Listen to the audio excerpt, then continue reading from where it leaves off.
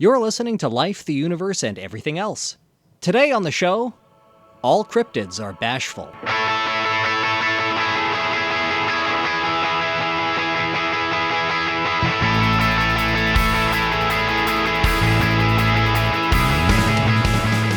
Life, the Universe, and Everything Else explores the intersection of science and society. If you have questions or comments about the show, or you'd like to suggest a topic, you can find us on Twitter or Facebook, or send us an email at lueepodcast@winnipegskeptics.com. Show notes and references can be found at lueepodcast.com. My name is Jim Newman, and with me today I have Laura Creek Newman. Hi. Lauren Bailey. Hello. And Ashlyn Noble. Hello. Today we are talking about Canada's history of policing, and specifically the intersection of policing and race. Policing, it turns out, this may be surprising to some listeners, hopefully not too many, policing, as it turns out, is pretty racist. So let's, up front, we're going to put a content warning right here.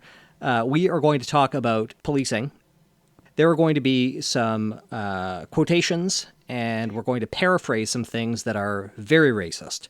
There is going to be discussion of police killings, recent and in the past. And discussions of cultural and actual genocide. So listeners should be aware that that's what they're getting into. If you don't want to listen to that, I don't blame you. Feel free to skip this episode. It's probably obvious to most of our listeners why we're talking about this right now. What with the killing of George Floyd by Minneapolis police officers just a few months ago, and the ensuing uprisings in several cities, including the burning of a police precinct in Minneapolis, and also the ongoing uprising in Portland and coincident suppression of the uprising by both local and federal cops. As Canadians, we are often more engaged with news that's happening in the United States than things that are happening in our own backyard. And Canada's history of policing is no less problematic. So why don't we delve into Canada's history of policing and how that intersects with racialized people, with an emphasis on the policing of Indigenous populations in what we now call Canada. So we're going to start off with Laura giving us a brief history of the RCMP.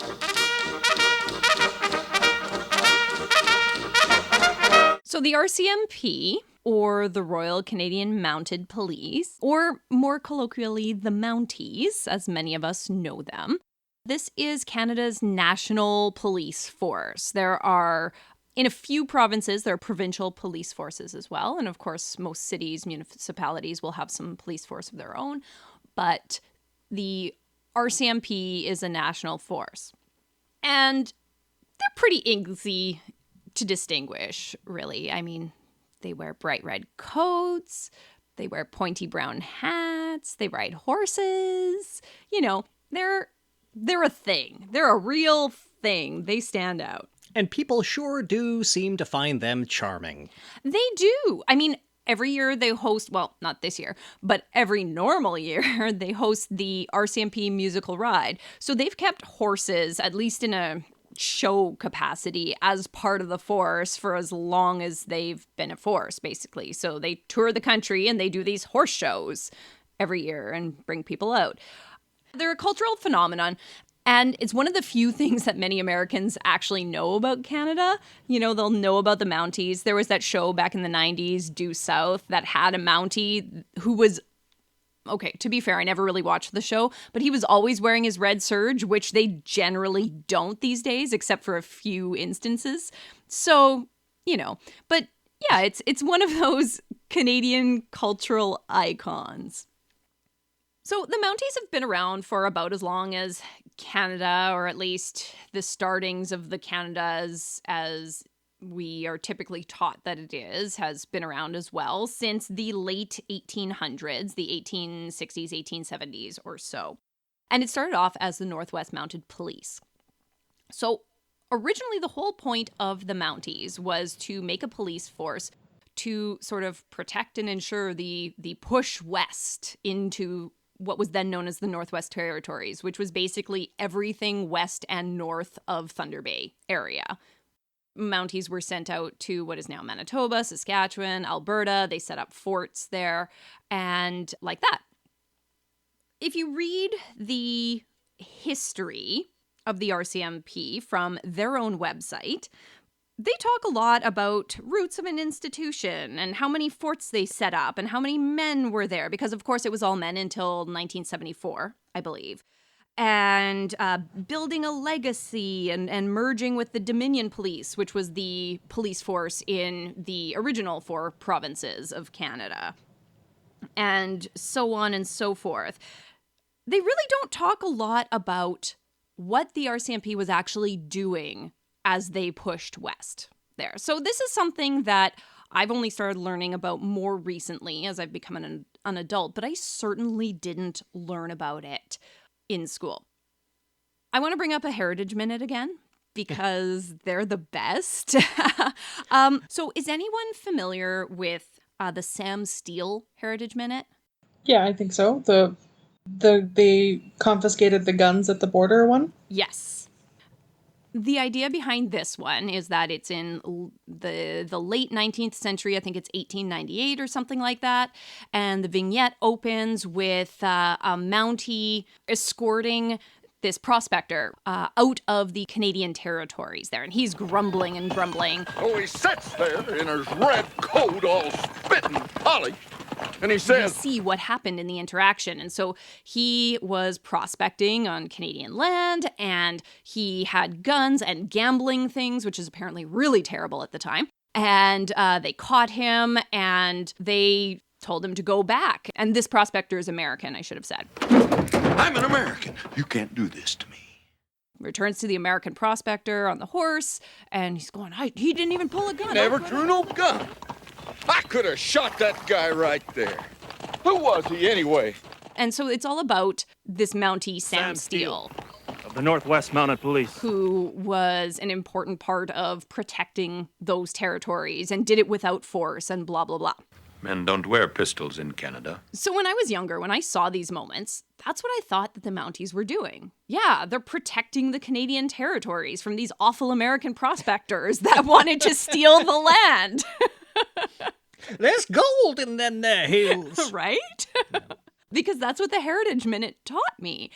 So both of these men were white, and there's no mention in that one at all about Indigenous peoples or about the RCMP's long, long history and actual mission regarding Indigenous peoples in Canada. I also noticed this when I was looking through the official histories for the things that I was talking about. It's like, oh yeah, this is just 100% glossed over. It is. And when you look at the webpage for the RCMP that talks about their relationship with Indigenous peoples, it is very whitewashed here. Let me read some snippets here. It gives a bit of a timeline here. So, of course, it talks about in 1874, the Northwest Mounted Police deploys to Western Canada. It employs Métis as guides and interpreters.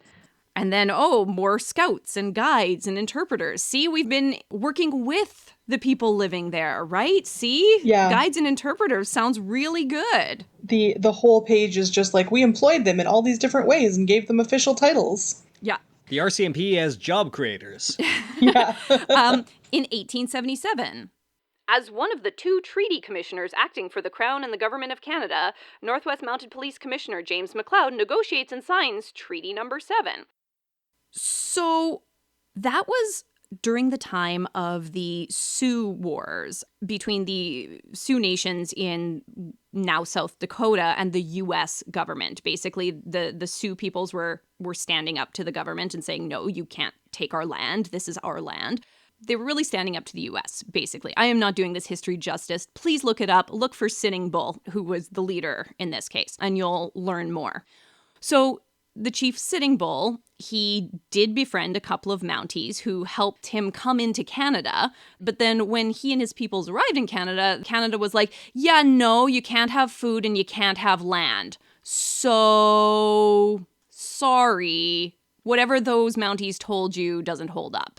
And eventually they had to go back to the U.S. and deal with the U.S., who had been terrible to them, and force them into reservations not on their traditional lands. There's also a Heritage Minute about this. The grandmother's medicine house is no place for lies. Not two more words. This country does not belong to you. It does talk about Sitting Bull highly. We will stay here and keep the grandmother's peace.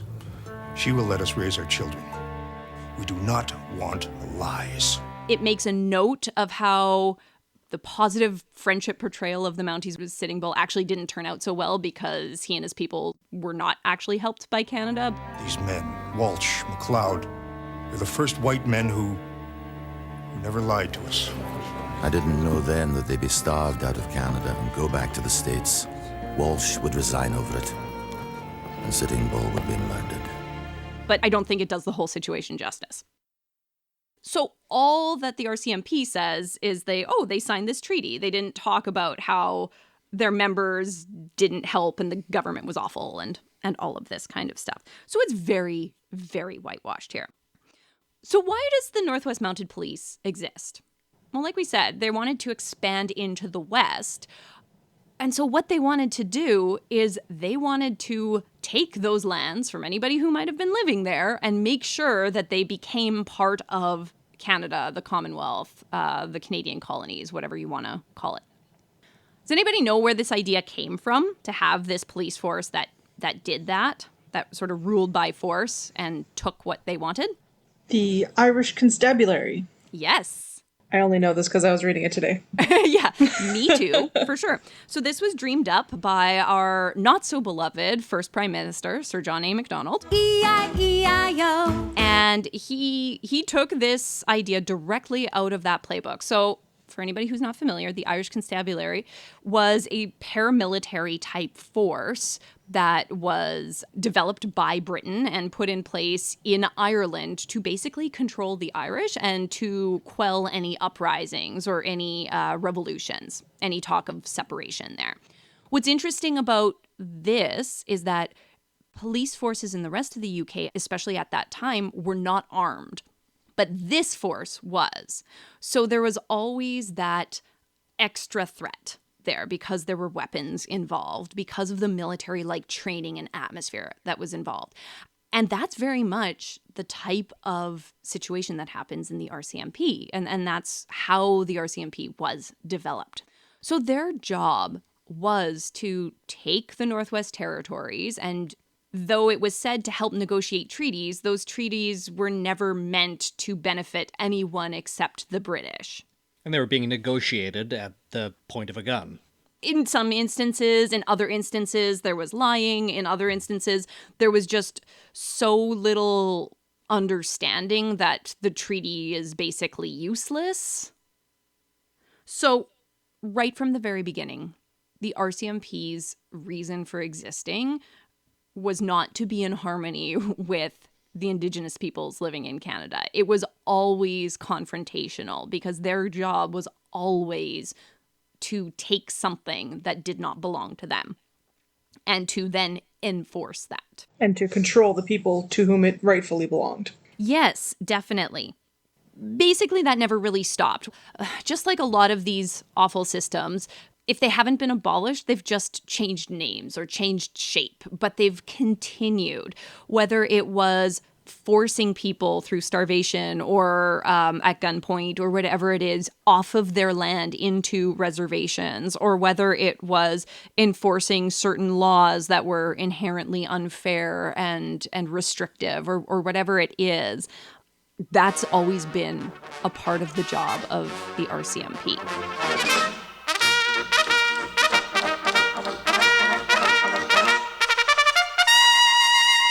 Ashlyn, did you want to talk more about not just the taking of the land, but the controlling of the people? Yeah. Unless Jem has any other sort of segue you'd like to insert here. Laura took care of it. All right. So After the Northwest Resistance in 1885, the pass system came into force in Western Canada, where Indigenous people had to present a document authorized by a so-called Indian agent in order to leave their reserve. Can we provide listeners with context on what the Northwest Resistance was? No. No, we should have taken Canadian history like I did. I also feel like I wish that the Canadian history course that I was forced to take in grade 10 had been more engaging. Yeah. It was mostly like, here is a list of battles that you need to memorize. And it's so much more interesting than that. And I've been reading quite a bit of the Canadian Encyclopedia.ca today, which is surprisingly well done and well written. Like it feels, not biased in favor of white Canada as much as I would have expected from some place called the Canadian Encyclopedia. I just remember doing terribly in Canadian history. Like I was getting 60% in the course overall at the time of the final exam, and I maybe needed 70% to pass or something. And so I studied the shit out of that exam, and there was a few bonus questions, and one of my proudest moments of high school was getting 103% on the exam. I pulled it out in the end. Nice. I feel similarly about Canadian history. I always thought it was because of French immersion, but I felt like I learned a lot about the fur trade, a very little bit about like early Canadian American interactions, and it stopped at 1867. Yeah. Yeah. And I'm just like, and that's it. That's all the history you have to take. And I'm like, what? And again, it left out so much nuance, so much important things. Like again, fur trade, just like beaver pelts That's over all and I over remember and of over. Canadian history as far as it was taught in school. It was just like les voyageurs and fur trade, Yeah. and that's it. I read The Plains of Abraham in grade 8. I remember reading Spirit of the White Bison. Was that what the book was called? So the Northwest Rebellion, or Northwest Resistance, was a 5-month insurgency against the Canadian government, headed up by Métis and First Nations peoples in Saskatchewan, Alberta, Manitoba. One of the most well-known figures from it is LUEE, and they got beat down by a bunch of RCMP and Canadian Army that were brought in from the east to settle the conflict so that the West could continue to be colonized. I do remember the Louis Riel Heritage Minute. I forgive them with all my heart as I ask God to forgive me. The verdict is clear. You're guilty of high treason. But let them remember that I struggle for the Métis, for the people of Manitoba and the Northwest.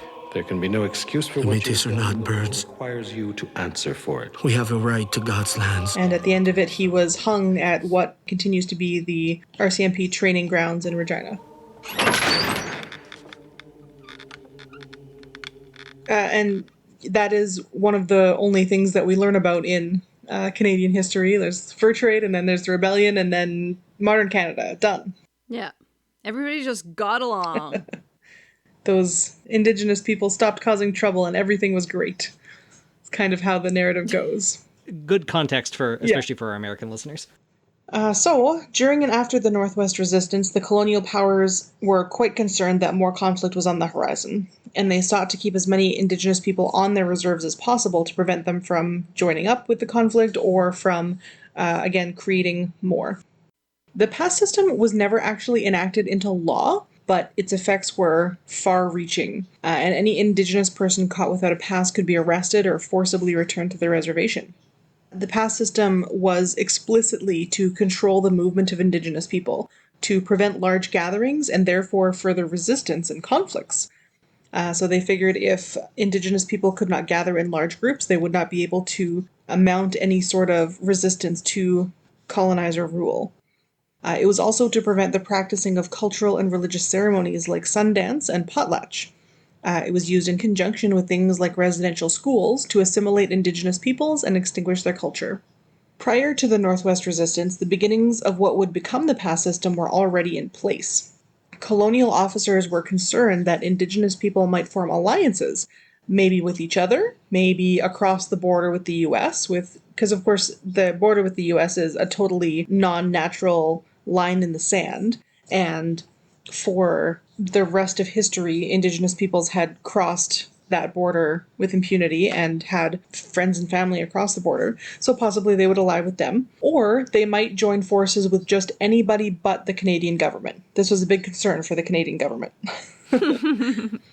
So they used vagrancy laws, which were then and continue to be now used against anyone who was seen as undesirable, to restrict large groups from leaving reserves, and to also specifically discourage Indigenous women from camping outside white settlements.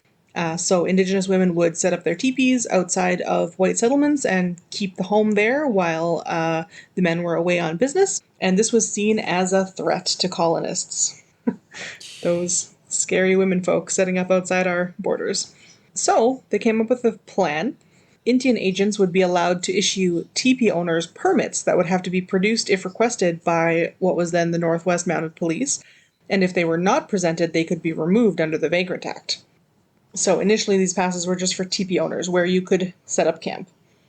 Naturally, obtaining one of these passes was very difficult, since the object was to keep them away from these places, not to allow them to camp there. So yes, during and after the resistance, colonial powers, very concerned that there was going to be more conflict, they wanted to keep everybody away. Even though even most Métis people didn't actually join in the fighting, they mostly kept to their own farms and were basically just hoping that it would pass and that they would be allowed to keep their farms. That's all they wanted. Keep their farms, be allowed to go about their business. No such luck. In July of 1885, a month after the conflict ended, a man named Hayter Reed, Assistant Commissioner of Indian Affairs, penned a memo that is known as the Memorandum on the Future Management of Indians. And this included the framework for the pass system. The memo is basically, here's how we're going to keep the Indigenous people apart from one another, here's how we're going to steal their culture, and here's how we're going to get rid of them so that we can colonize everything. Hayter Reed admitted to a colleague that he was aware that the pass system wasn't actually supported by any laws, but, quote, his actions were justifiable because they were for the greater good. So starting in 1886, various Indian agencies across the country, and these Indian agents were on all of the reserves, they received books containing passes. In order for an Indigenous person to leave their reserve, they needed a pass signed by the Indian agent stating when they could leave, where they could go, what they could do there, and how many days they had to get back. The Canadian Encyclopedia page that we will link in the show notes has a few pictures of them. And they were also there was also a line for how many guns they were allowed to bring with them. Of course, getting a permit was quite an ordeal. Even though there were Indian agents assigned to each reserve, they were hard to get to, so you would have to travel to their house, and if he wasn't there, you'd have to wait for him or come back another time. There was no guarantee that they would grant you the pass either. They didn't have to have a good reason, they could simply choose not to. So if you were on the bad side of this Indian agent, sorry, you don't get to leave ever.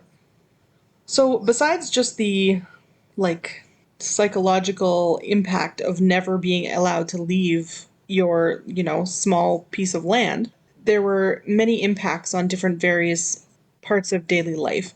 So if they wanted to sell their produce, which they were farming at the market, they would have to harvest all of their produce, go to the Indian agent, ask for a pass. If they didn't get it, their produce would spoil.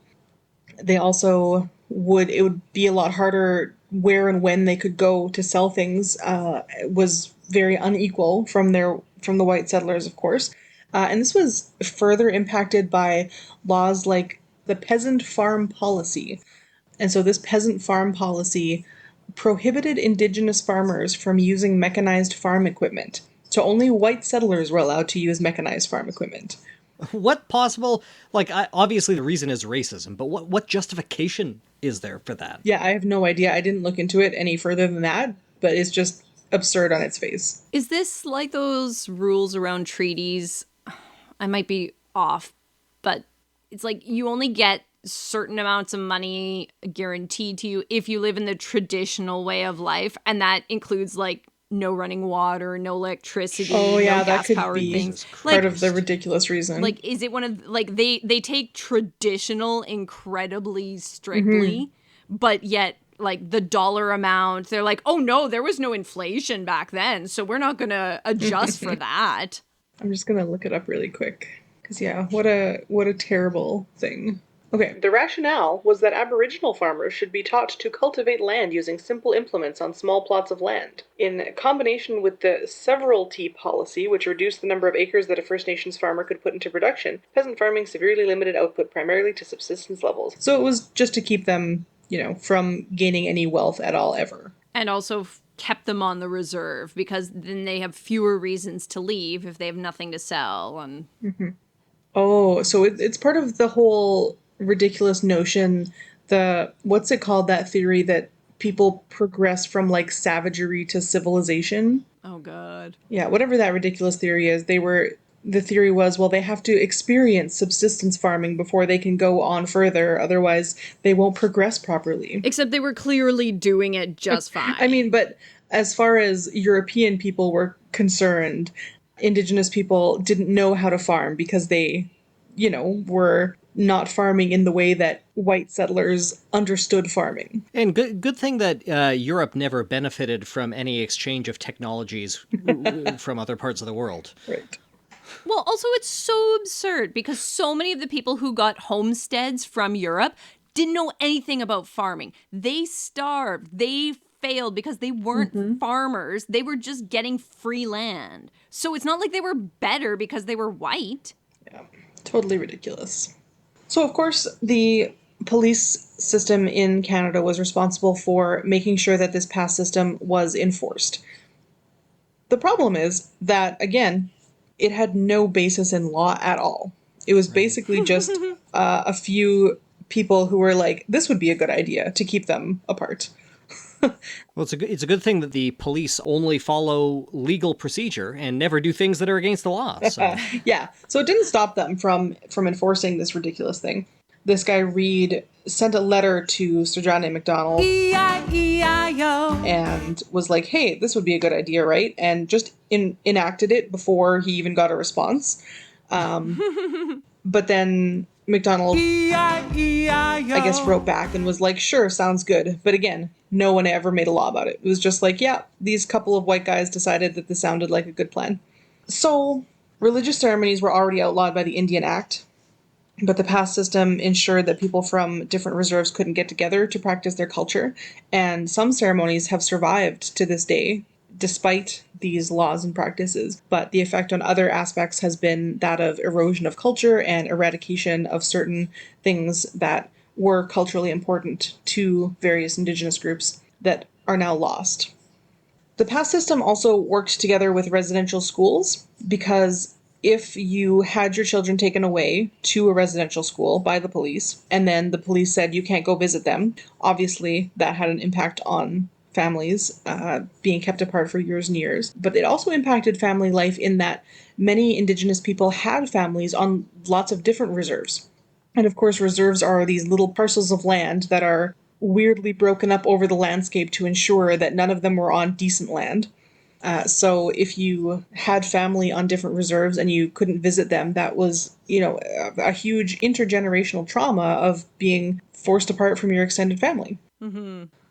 So lots of different horrible effects that still have ripples today.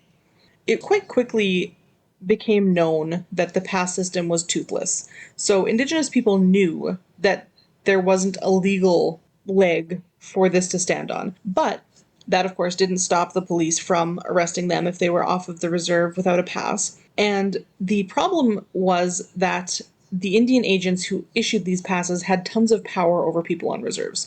So they didn't want to make waves, get on this guy's bad side, or resources would be withheld even more than they already were. So even apart from the police, the Indian agent system was a big deterrent to, even just trying to carry on normal life, despite the fact that this was a totally lawless bullshit system. The pass system was gradually phased out throughout the 1930s, although it was still being enforced occasionally into the early 1940s in some areas. It, of course, created extreme distrust, brought about socioeconomic inequalities, and destroyed cultures. And it was all enforced by the RCMP, and they 100% gloss over this in every official history I could find. Yep. So the pass system ending in the 1930s, you said? Mm-hmm.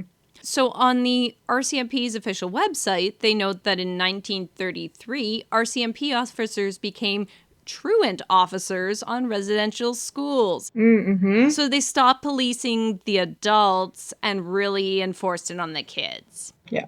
And I believe we covered some parts of the atrocity that is residential schools in another episode, but I'm not sure. They are truly horrible.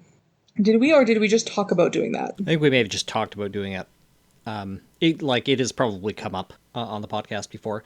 I feel like on our eugenics episode, when I talked about scientific racism, it's not a eugenics episode. When we talked about the intersection of race and science, I think that residential schools came up because it was related to the eugenics push. This is episode 159, so hard to keep track at this point.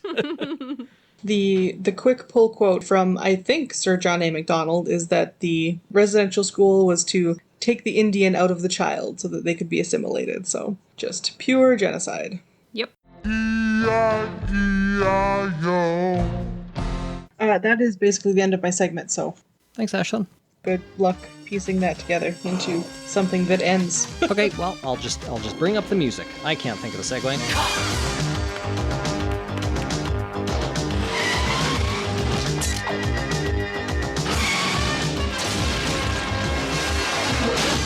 Talked about the history of the RCMP and how they moved from policing the land to more policing the people. So what's happening today? This episode. That's okay. The fact that I have to do this topic disgusts me, but it doesn't surprise me. The fact that, for research time purposes, I had to shorten the list I am highlighting to mostly people murdered by Canadian police in 2020, that makes me sick to my stomach. In addition to our content warning at the top of the show, I have another one for my segment. Though I don't go into graphic detail, some of the descriptions of these murders are disturbing and extremely difficult to hear. Listen accordingly.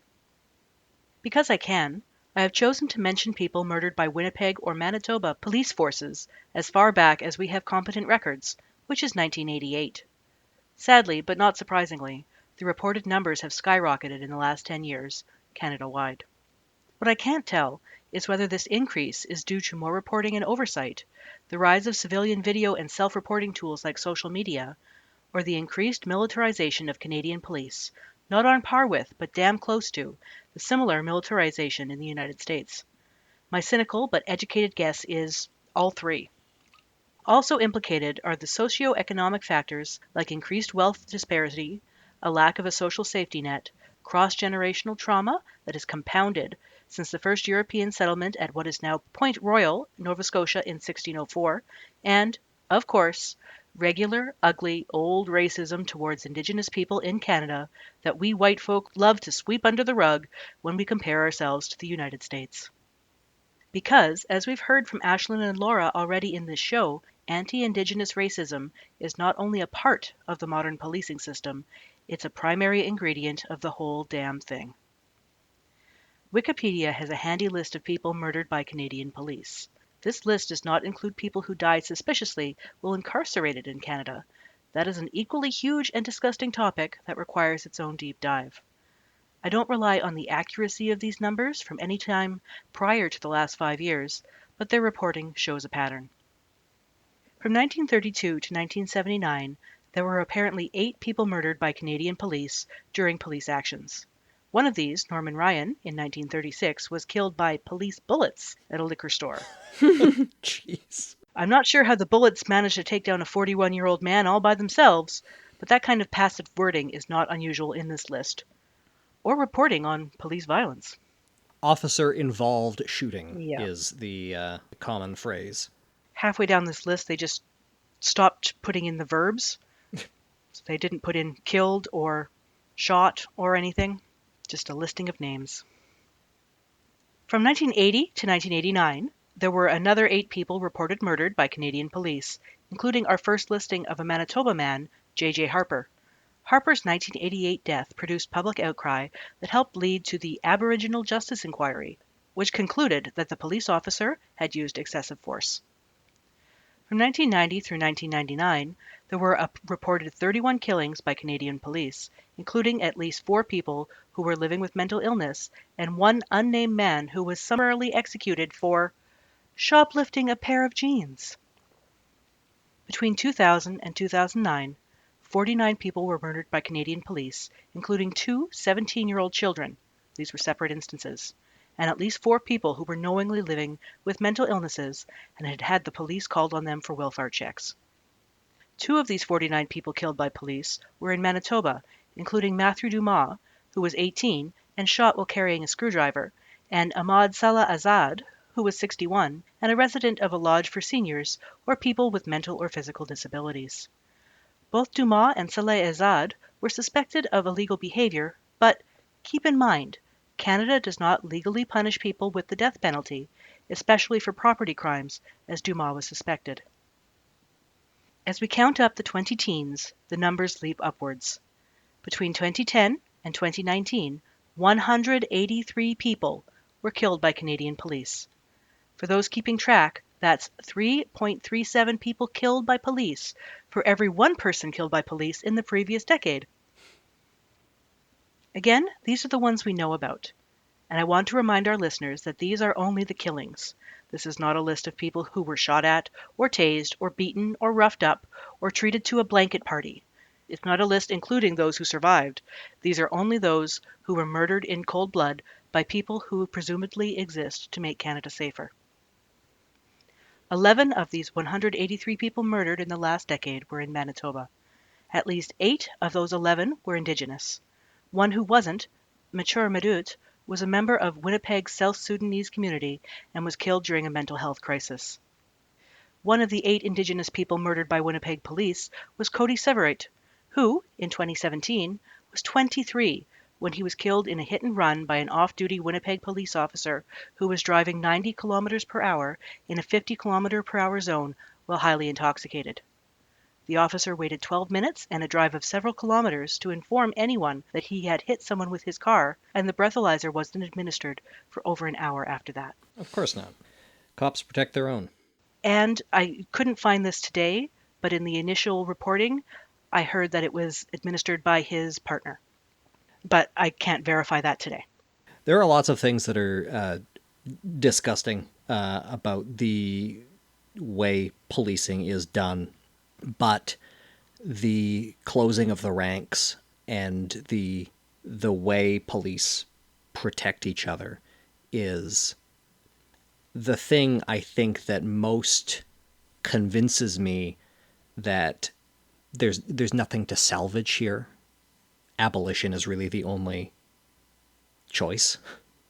Yeah, there's been some really good reporting about police unions in particular. Mm-hmm. Like how they basically just exist to get them out of the trouble that they get themselves into. I'm a union man myself, and a police union is not a union. AFL-CIO should kick the cops out. We are now 8 months into a new decade. There have been 31 people murdered by Canadian police so far in 2020. The previous most deadly years, 2019 and 2017, had 35 such murders each. In a space of 10 days in April of this year, Winnipeg police killed 3 people. These 3 murders were on top of a March 10 murder of an unnamed man, also by Winnipeg police. On April 8, 16-year-old Aisha Hudson was shot and killed by police following a police chase through Winnipeg. Aisha was accused of robbing a liquor store, which, the last time I checked, was not an indictable offense punishable with a death sentence, but a summary conviction with a fine, especially for a minor. Mere hours later, in the morning of April 9, Jason Collins was shot and killed following a domestic incident call to Winnipeg police. Jason was 36.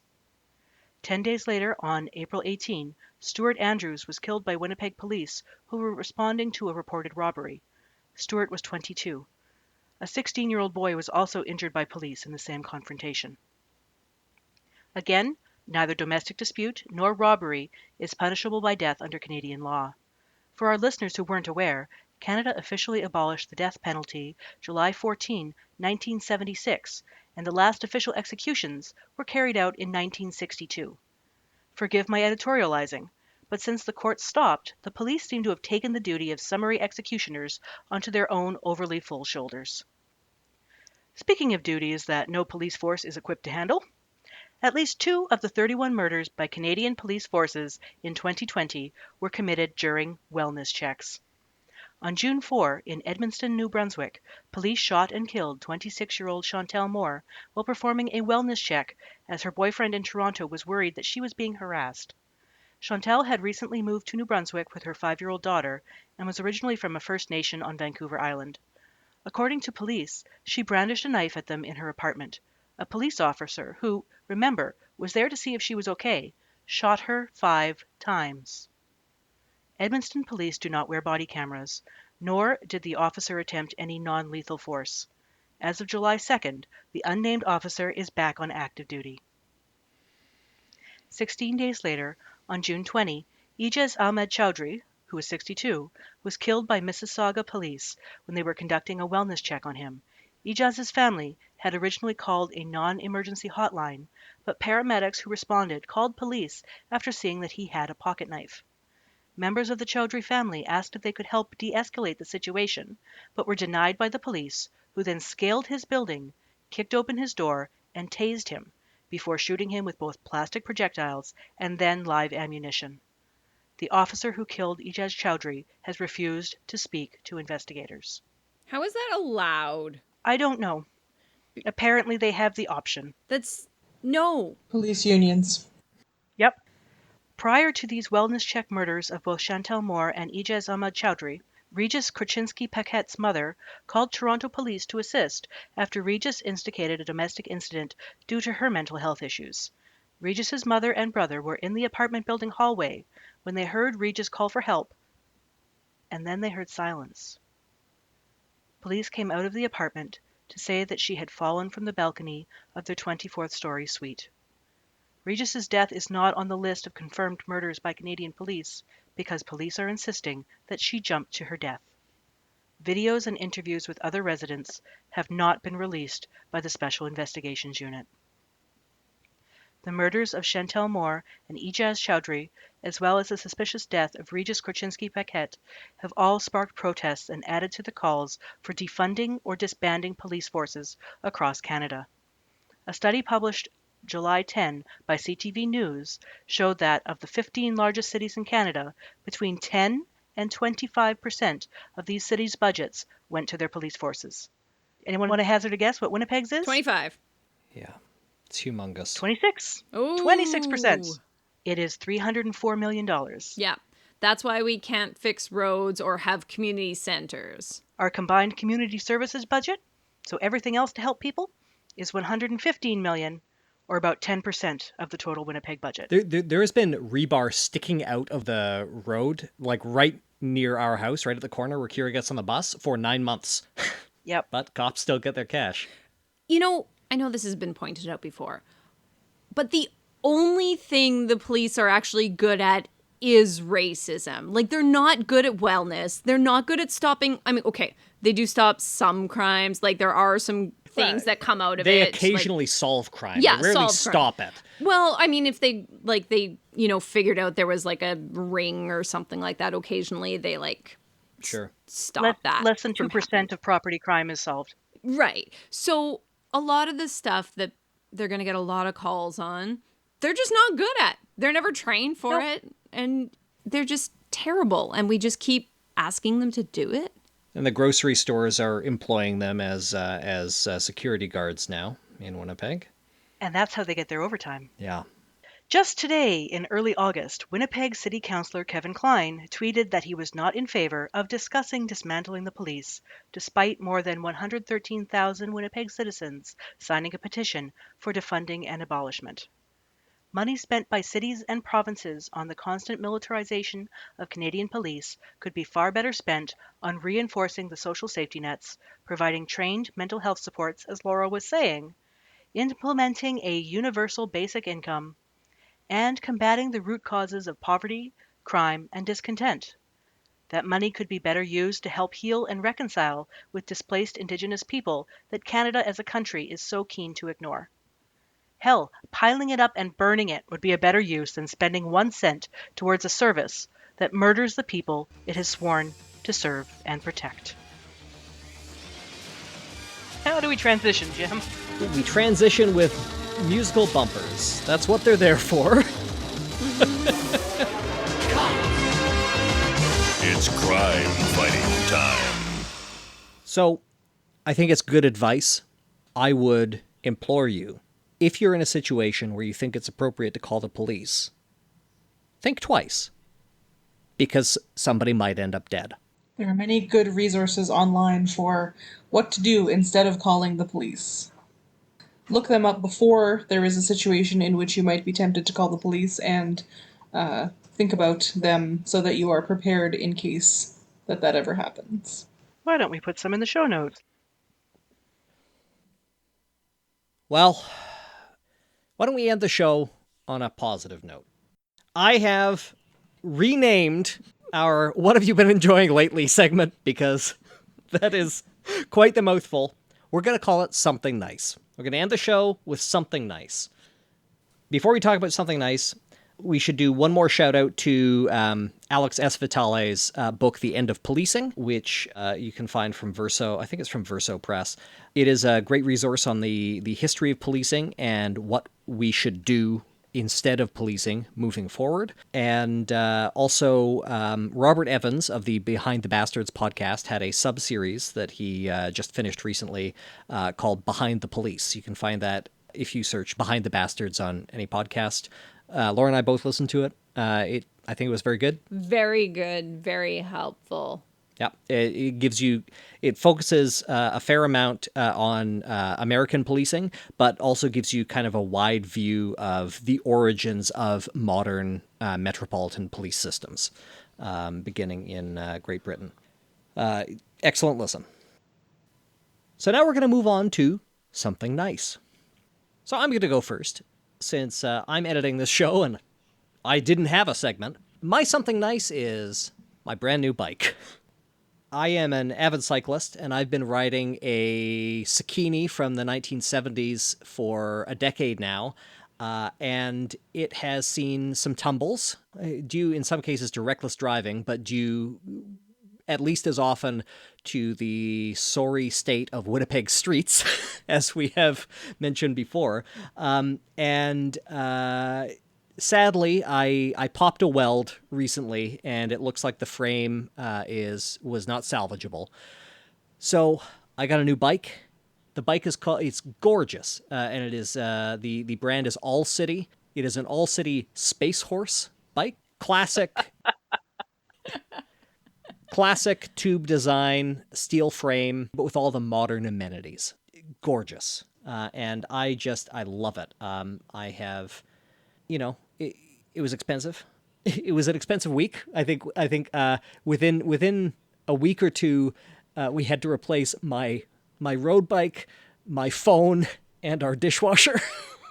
Wow, not fun. No. And got to pay tuition fees right away. So, but in the meantime, I've got a bike to get me to and from school. All winter long. All winter long. A lot of school is going to be online, but there's a fair number of in-person classes, and I've got to attend the white coat ceremony. I think, actually, the day this episode comes out will be my first day in school as a medical student, so that'll be fun. Party time. I've also been watching videos from a YouTuber named Curio out of the UK. They are excellent. Highly recommend them if you're interested in, I don't know, their videos are kind of on similar topics to H-Bomber Guys, if there are any H-Bomber Guy fans, so maybe check out Curio if you're interested. Lauren, what's your something nice? Well, in about a week and a half, I turned 40. Woohoo! I've been looking forward to being 40 since I was about 16. I don't know. It'll be great. Congratulations. Thank you. You'll finally be the middle-aged person you've always been inside. Yes. I've also recently downloaded The Sims 4, and I've been playing that. in between reading books about anti-fascism and anti-racism. Nice. And how to save church collection plates. How about you, Laura? Something nice. Well, I got the chance to bake twice this week. I make sourdough bread. And my loaves today had incredible oven spring. They are so round. I've been struggling with this for a long time, and they're just these beautiful domed loaves. So hopefully they taste as good as they look. I was admiring them on the counter upstairs.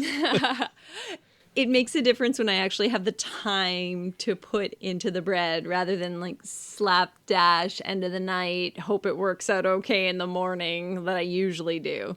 I'm on vacation this week, so I have the time, and it's really, really wonderful. I'm also reading the book Fearing the Black Body by Sabrina Strings. It is really interesting. I'm only about halfway through, but I do highly recommend it. It puts a lot of things in context, and it makes a lot of sense. So look for that. Ashlyn? My mother has decided that she's done giving gifts, and instead she gave me a gift card for my birthday, and I am using it to finally get the supplies to do silk painting. Ooh. What is silk painting? Like just painting on a swatch of silk, or? Yeah, so to make, what I'm going to use it for anyway is to make banners for our medieval camping kit. So this past weekend we were able to go to a very small gathering of folks that participate in our medieval group, and the banners are always so beautiful flying in the wind, and they add so much to the ambiance, and I'm looking forward to making some for our household so that we can also look beautiful when we're camping. That sounds lovely. You always look beautiful. Aww.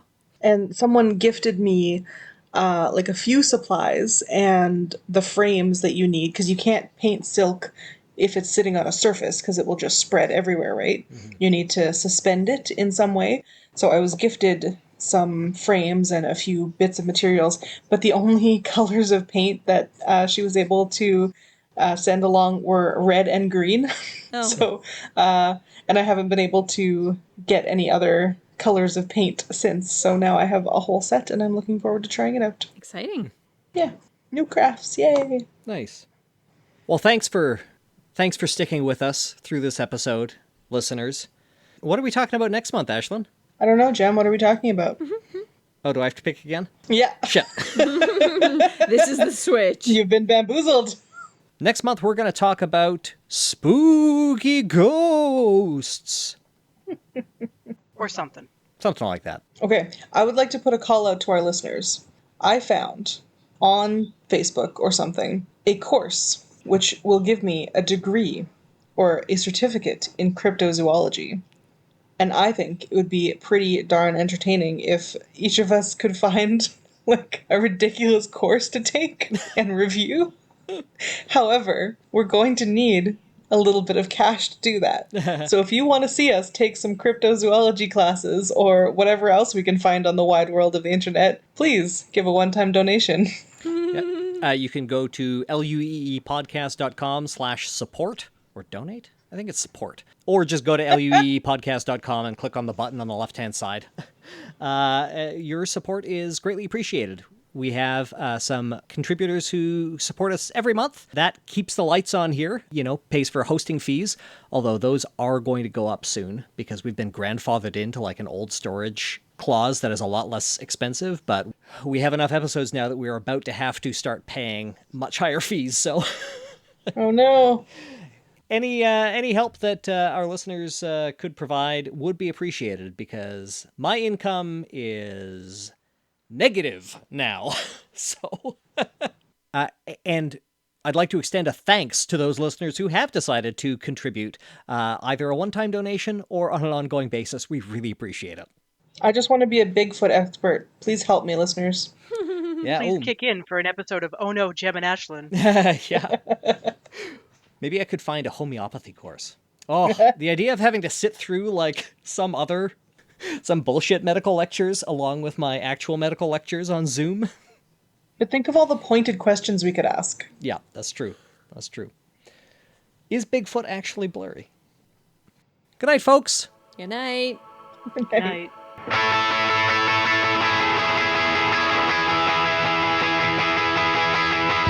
Life, the Universe, and Everything Else is produced by Jem Newman and Ashlyn Noble, with mix and tech production by Jem Newman. If you want to support the show, the best way to do that is with a review on Apple Podcasts or Stitcher, or by sharing an episode with a friend. Original music is produced by Ian James, and this episode was edited by Jem Newman.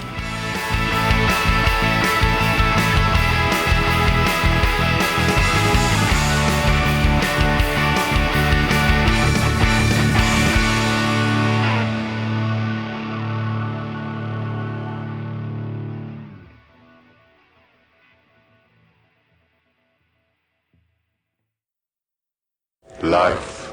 Don't talk to me about life. So we're going to start off this episode with Laura giving us a brief history of the RCMP.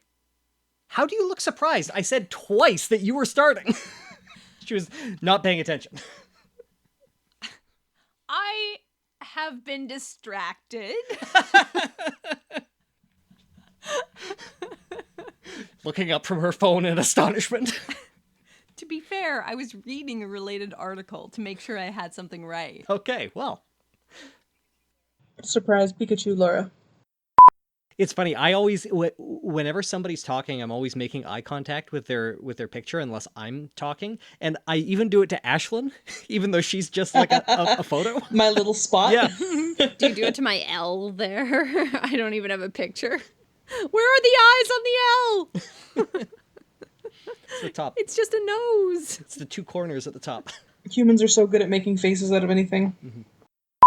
Some reason my computer disconnected from the internet. That's okay. I had to choose a different hub. I don't blame it. It's a good choice. We were just talking about how the police need to be kicked out of the overarching union that Jem is in. Oh, yeah. No, the police aren't in my union. I'm a wobbly. Oh, okay. But they should be kicked out of any union affiliation.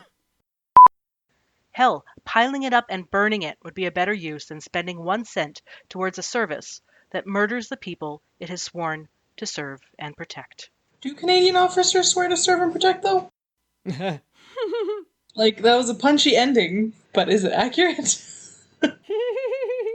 Who gives a shit? It's written on the side of the OPP police cars. That was the name of the Canadian Cops show. Yeah, it was, actually. You guys remember that? Yep. Nope. It was Yeah. called To Serve and Protect, yep. It was an Ontario version of Cops. I was chatting with... This is going to get cut out of the recording. I was chatting with... You know a story's going to be good when... Yeah. He was telling a story and he said, I don't know what you guys think of police, but in my experience, and for as long as I can remember, he has always had best friends who were in the OPP. But he said, I don't know how you guys feel about cops, but in my experience, like, they lie. They always lie. I was like, hell yeah, brother. Why don't we end the show on a positive note? What did I say I was going to call this segment? What have you been enjoying lately? I think you just called it fun stuff. Fun stuff. Yeah, let's just call it fun stuff. What have you been enjoying lately is such a mouthful. I also think it opens the door for things that maybe you aren't not truly nice. enjoying, but are important. Like books about fascism.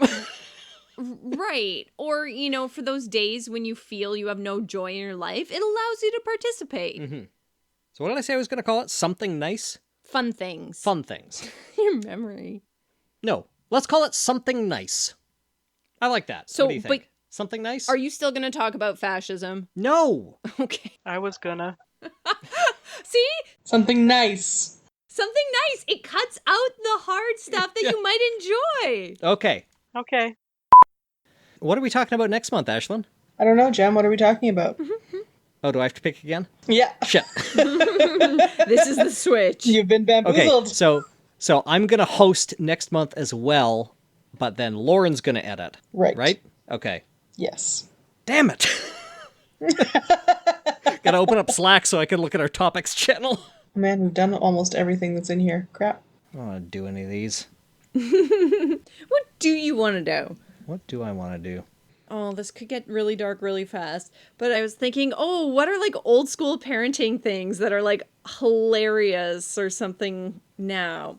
I'm just thinking of things like those wicker baskets that they used to have for cars to put kids in instead of car seats. Well, we could talk about like hauntings. Yeah, that's always fun. Hauntings. Are there any that we haven't covered? Yeah. Probably. Okay, I'm just gonna go. What do people want? Haunting? Do we want to talk about ghosts again, or do we want to talk about misconceptions and myths? I'd like to find like a haunting that has been explained. Yeah. Yeah. Okay. I'd like to find one of those to talk about. Just pure genocide. Yep. Hey, maybe we should record a content warning for episode that I could put up top. Yes, that sounds like a gem job.